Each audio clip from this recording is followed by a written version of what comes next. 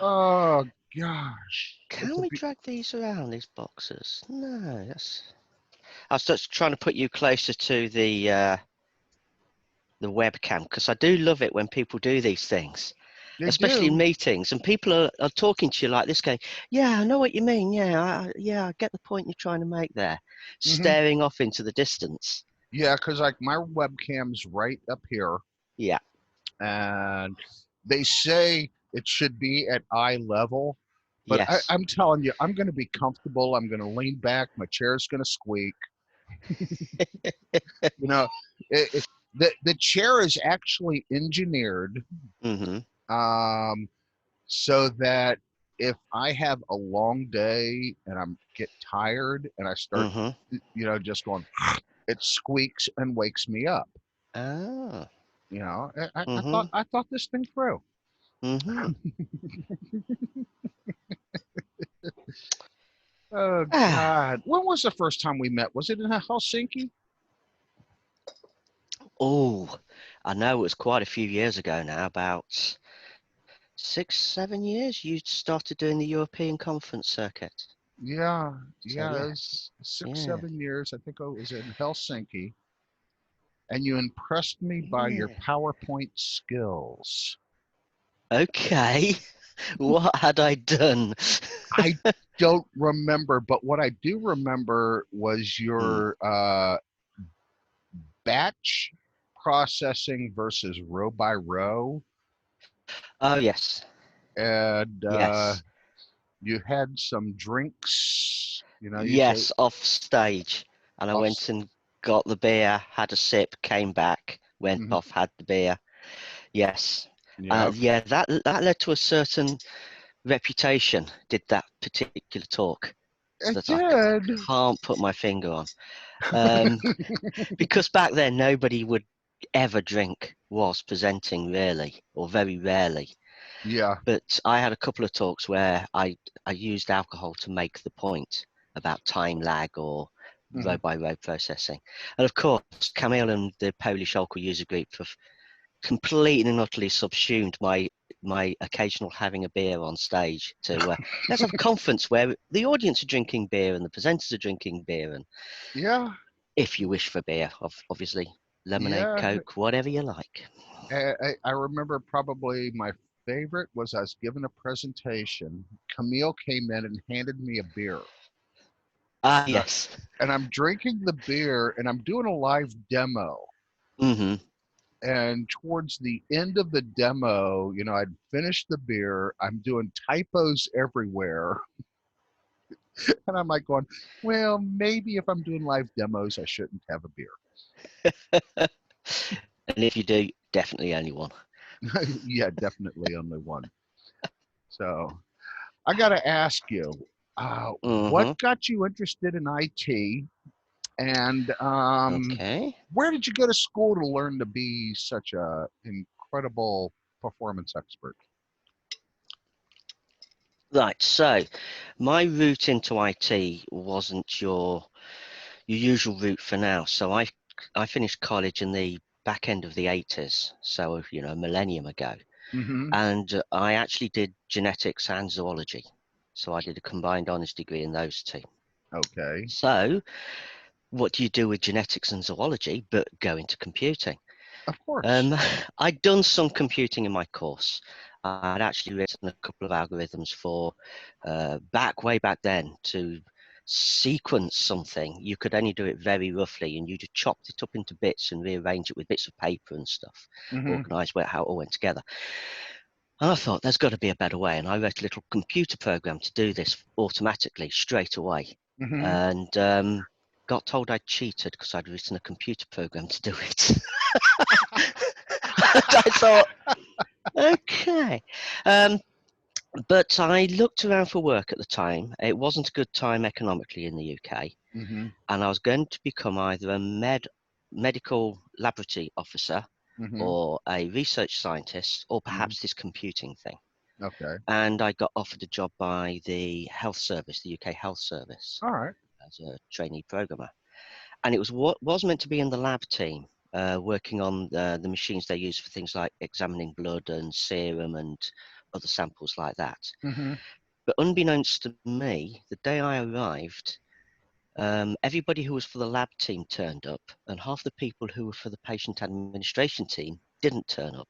Oh. So I got transferred Mm-hmm. without knowing. So I got moved into the team which did actually more general computing. We were providing systems to run the hospital, so logging in patients, outpatient clinics, all that sort of stuff. Mm-hmm. And I became a programmer. Oh, okay. And I also started doing some training and help desk stuff as well as programming. Mm-hmm. After about 2-3 years of that, I decided to leave because I deleted every single hospital patient record for the Isle of Man.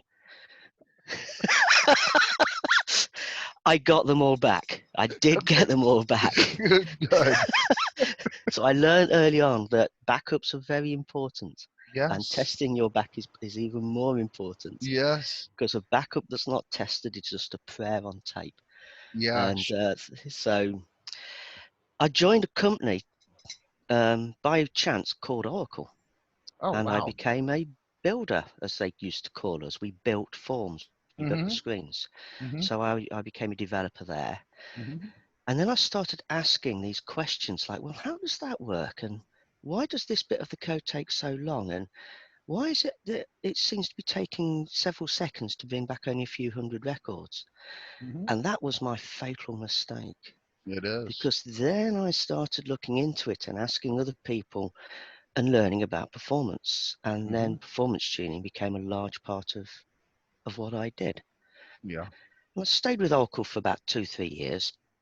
And then I went independent. There's quite a, or used to be quite a history of independent programmers Mm-hmm. in the UK, what we call contractors. And I'd go from job to job, and I'd usually be at a job for anything from 3 months to 2 years, depending on how often they asked me to come back again. Right. And so I got a broad level of experience. I was working for quite a few companies and nearly always on very large databases for their time, Mm-hmm. because I'd started off working on a very large database in Oracle at that Right. time. It was Mm-hmm. all of 25 gigabytes in size. So you'd fit the whole thing on the cheapest USB thumb drive you could buy now. Right. But back then it was huge. And Mm-hmm. that all just, you know, I just moved from job to job, learning as I went. Mm-hmm. And I think that's a key thing in IT is you're always learning. You're Yeah. always trying to A, work out how to do what you do better, but then the technology shifts or a new technology comes in. So you're constantly, I wouldn't say running, but you're always trotting along, learning new things. Occasionally you're sprinting because the job suddenly needs you to learn something Yeah. nobody else in the company knows or that you've never looked at before. Mm-hmm. But usually it's a case of us constantly learning, constantly seeking out people who can teach you, Mm-hmm. teaching other people. Best way Mm-hmm. to learn something, teach somebody else. Oh, amen, brother. So that all came together when a job came up at a place called the Sanger Institute in the Mm-hmm. UK, which is a biological research place. Mm-hmm. And they were the UK arm of the Human Genome Project. So Okay. this is back at the beginning of the 2000s. Mm-hmm. My background is genetics. Okay. So I was able to understand the scientists and what they wanted, what they were talking about. Mm-hmm. And that's really true in some roles within IT. It's not always true. Mm-hmm. Computer program to run a canning factory is going to be the same software running almost a car manufacturing parts company. Right. So, but sometimes you absolutely have to understand what the client is talking to you about because Mm-hmm. it's a very niche, very specific thing. Right. So I got to work there for 6 years, Mm-hmm. again working on massive databases. Um, and also, because it was an academic institute that encouraged everybody working together, they got me to start talking about what I did. Mm-hmm. So I started going along to conferences and presenting. Mm-hmm. And I'd present on very large databases, performance tuning, destroying Mm-hmm. computer systems by accident. Um, and that just kept me going as a performance expert, and now that's all I do really, is do Oracle performance. Yeah. I found my niche. Yeah. Yeah. It's good to find your niche. Mhm. It's good to. It's bad to run out of coffee though. So uh, I assume you're drinking tea. I'm Um, actually drinking coffee, even though I'm very British. about it. Yeah. Yeah. And you're so proper British. You talk with the plum in your mouth and all that posh British stuff. People in the UK wouldn't think I talk posh, but there you go. I come from a place in the centre of the UK called Birmingham. They all talk a bit like this in Birmingham, and it unfortunately sounds like you're stupid to people in the UK. um, Well, that's like I'm a Southerner, and I get mhm, around other Southerners, and my Southern accent just absolutely kicks in. And if you go up north where the Yankees are, and they mhm. hear a Southern accent, they automatically deduct 30 to 40 IQ points, Uh-huh. which I've Yes, always used that to my advantage because then they just severely underestimated me. yes, yes. I have to say, when I come over to America, I do put on the British accent a little more. And I start saying, "Oh, I say, old chap," and that's jolly decent of you. Just because people go, "Oh, I love the way you talk. Oh, keep talking to me." So Uh, that was my route in to IT. And you mhm. said right at the beginning, something about if you're young, how do you get into it? How do you become an expert? Serendipity. Partly it is, I think, is you just fall into roles, Yeah. um, And then and you do just the keep best you learning. can. You just do the best you can.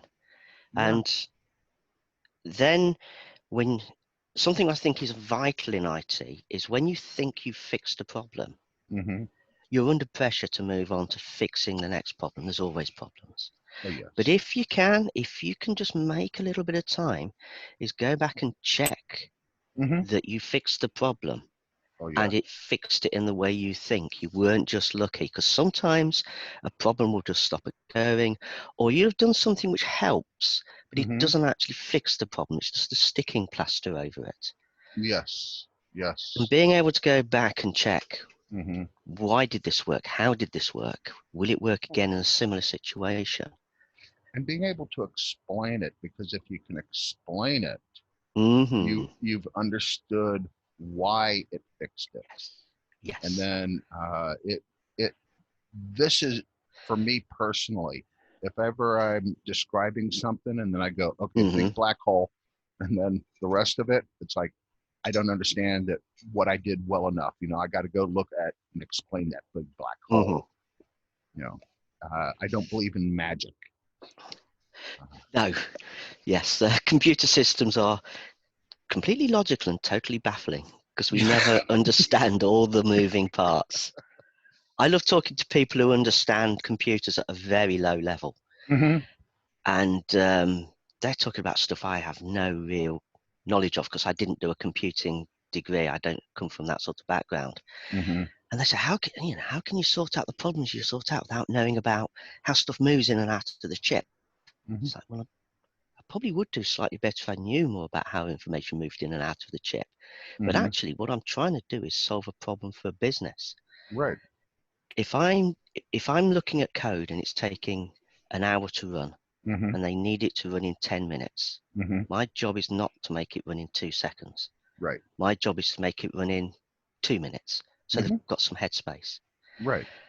I could look into, like some of our friends do, how information is processed at the sea level Right. and maybe make it run in 10 seconds, five Hmm. seconds. Hmm. But that won't help the business really. They just need it to run in a few minutes. Right. So it's interesting. It's nice to do that sort of really, really impressive performance tuning. Hmm. But in the end, I am solving a problem for a client. And I think that's what IT is all about. You're solving business problems or real world problems. And Hmm. if you're not solving the problem, you're just messing about. Yeah, and if you're not solving the problem, they're going to find somebody else who will solve the problem. Yeah, there's a certain element of that, but people who can really dig into the details are so impressive they keep their jobs anyway. Yeah, we both know a few people like that. Um, uh, and I've seen this time and time again. I like to explain it. You get the person with the extreme deep knowledge, but they Hmm. don't have the business sense, Oh, yes. and they're Yes. talking to somebody in a business setting, and they're explaining how a hash algorithm works. Hmm. Accounting doesn't care about how a hash algorithm works. They want to know things are balanced. Yes. Yes, you're absolutely right. Yeah, Um, I think you're highlighting a point there, which, as I said earlier, I got this job at the Sanger Institute because I could speak their language and I've right. trained people and I've been on help desks. Mm-hmm. And I can't underemphasize how key it is to be able to communicate with people in IT. We have this reputation for being a bunch of almost friendless nerds wearing slogan t-shirts, Mm-hmm. sitting in the dark, Mm-hmm. typing away, never hitting the space key. If you noticed in these films where you've got the hacker, they never hit the space key. It's always the keys at the top. They're never doing that with the thumb to hit the space key. Mm-hmm. Because they're not programmers. Um, but actually, we're a very um, interactive Yes. bunch. We have to be because solving problems. Mm-hmm. And I think if you want to do well in IT or in science, concentrate on your communication skills. Learn to talk with people at the level they're at. So if they don't understand IT, don't Mm-hmm. refer to IT things. Use an example. Right. Um, and don't treat people like idiots because they may not understand IT, but they sure as hell know more about the business than you do. We both know an Oxford PhD Hmm. who, and we both love him because he makes you feel when he talks to you that you're not stupid. Yes. You know, Although we he, are compared to him.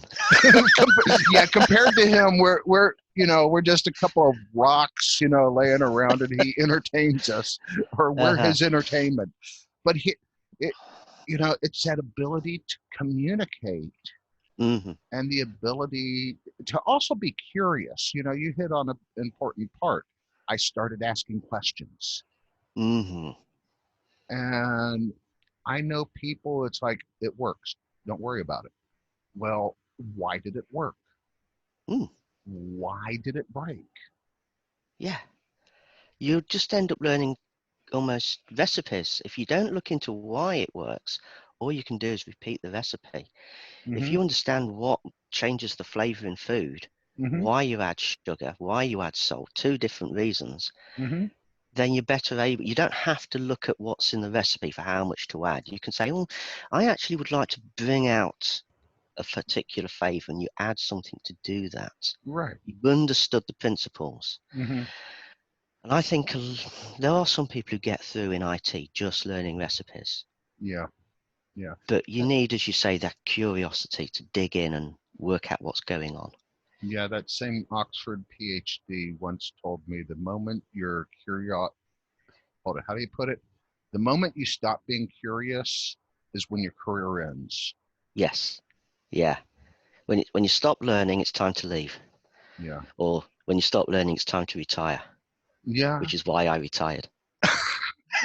Oh, you're still learning. You're still learning. You're running I the am. UK. You're running the UK Oracle users group. You're adapting to this current situation. Yes, it's been an interesting time. So I'm the president of UK Oracle User Group. El Presidente. Um, I kind of fell into the whole user group thing. Partly, I started presenting, Mm-hmm. and then I started helping organise things, only in Mm-hmm. a small way to begin with, like helping choose papers to go on a what we call a special interest group meeting, where there's Mm-hmm. just one person at a time talking, 4 or 5 talks. Mm-hmm. And then as you know, I passionately believe in the community, in Mm-hmm. everybody helping each other, Mm-hmm. because none of us really ever learn anything afresh new. We never Exactly. come up with a brilliant moment where we understand something nobody has, Mm-hmm. but we can understand what other people know, and we can teach other people what we know. Mm-hmm. And the more I've learnt off some brilliant people. I've learnt off people for 30 years in the IT world. Mm-hmm. And I couldn't have done what I do without learning that stuff. And they gave their knowledge to me. So I Right. give my knowledge Right. as little as it is to others. And that Mm-hmm. that's come to a peak in me being the president of the UK Oracle User Group, which is voted in by the members. So that's particularly satisfying for me. And it's difficult times. It's really been tricky to navigate what's going through with us all being staying at home. It's difficult to go to a conference when you can't leave your house. Yes. So we're doing what a lot of groups are doing, and we're concentrating more on this sort of thing, Yeah. what you're Mm-hmm. doing.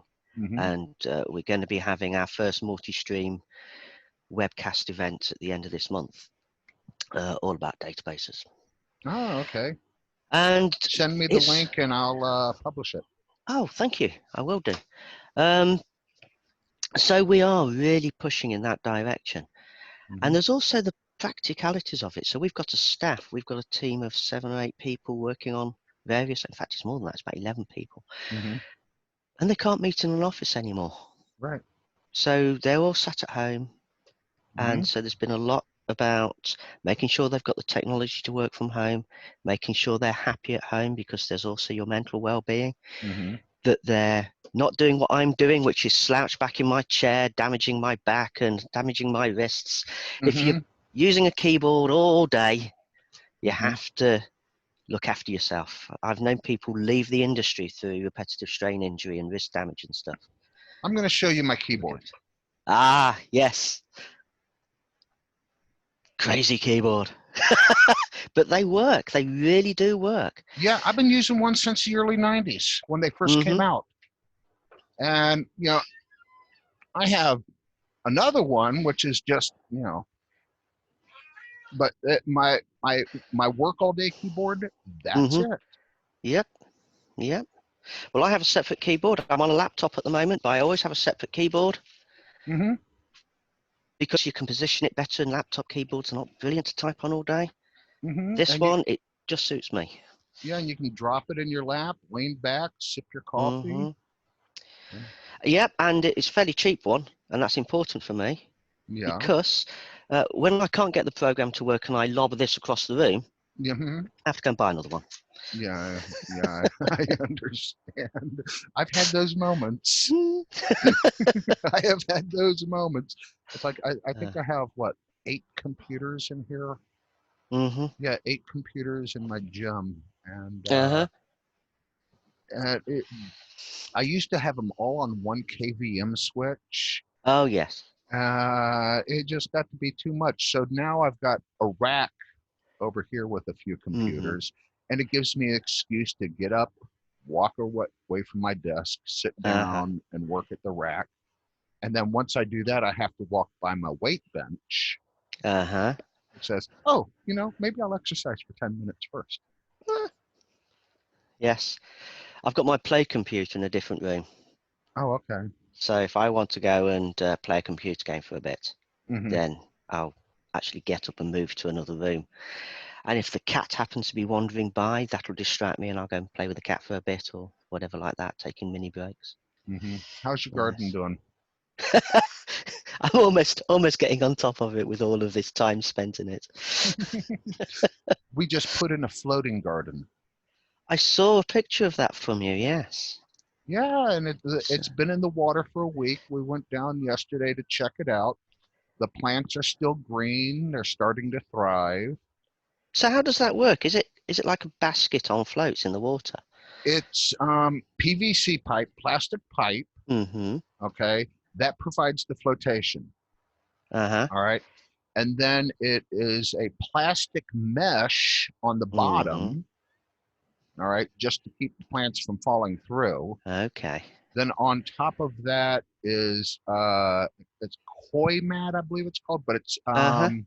it's a coconut husk. Mm-hmm. For a median, the plants just sit on top of that, and then there's another plastic mat over it so the any wave action doesn't knock them out.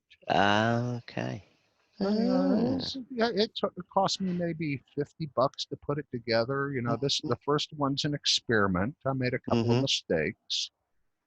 I just because the creek I live on has a lot of nitrogen in the water, Okay. so this is just to help the water quality. Okay, that's good. Mhm. Hmm. So, Yes. anywho, Martin, you are a giant among men. Thank you. Tell Sue I said hello, I will do. and you have yourself a great day. Thanks a lot. Thank you. Take All right, care. all right, mahalo.